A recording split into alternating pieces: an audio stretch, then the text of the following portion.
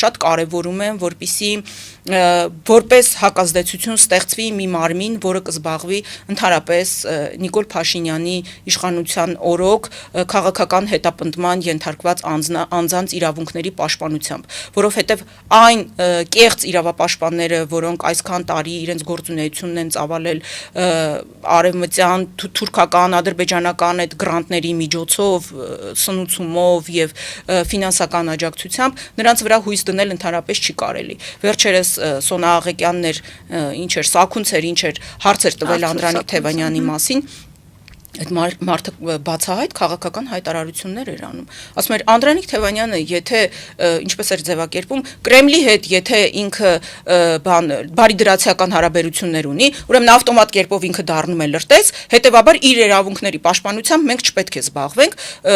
իրեն հասնում է այդ պատիժը։ Սա իրավապաշտպանի հայտարարություն չէ։ Սա լկտի քաղաքական գործի հայտարարություն է, որովհետև անգամ պարկեշտ քաղաքական գործիչը իրեն չի կարող այսպիսի հայտարարություն թույլ տալ։